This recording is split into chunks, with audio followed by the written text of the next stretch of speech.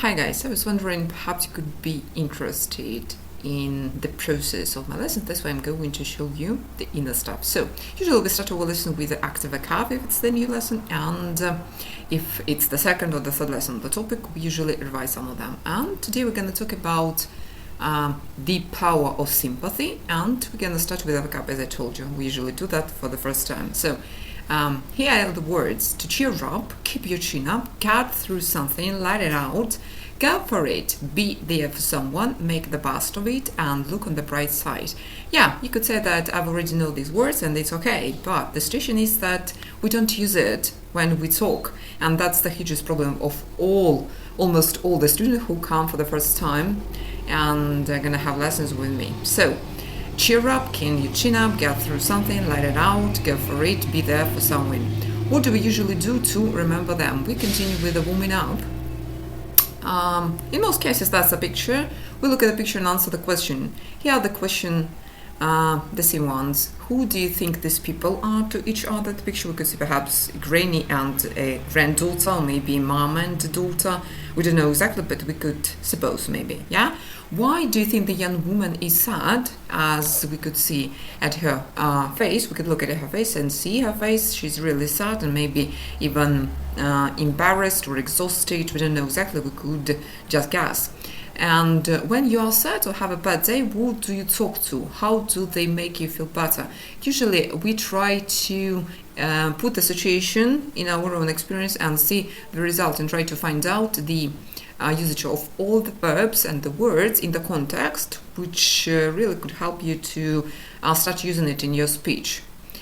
Also, we have some extracts from the articles maybe, or just some videos, we discuss it.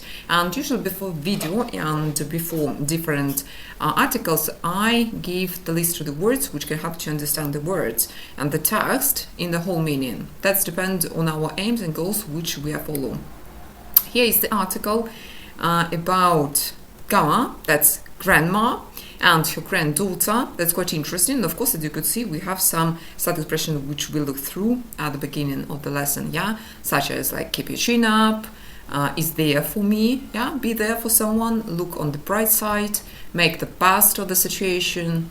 That's quite very interesting point, because unfortunately nowadays we don't pay attention to we don't enjoy little things. Yeah, I think that it's really bad quality and we have to avoid it. So after reading the article, we have to understand the main ideas and usually work with the words. We find the definitions and discuss it.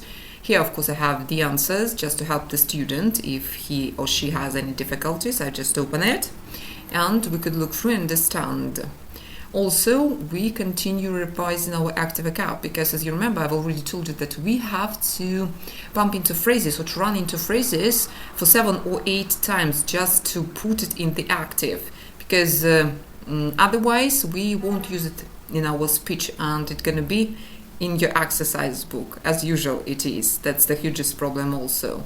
Then I have prepared usually questions to talk about, and of course finally that's the video, because we have to watch it and to listen to train our listening, to train our pronunciation, the good exercise which really help you to improve your pronunciation, your phonetics. That's shadowing.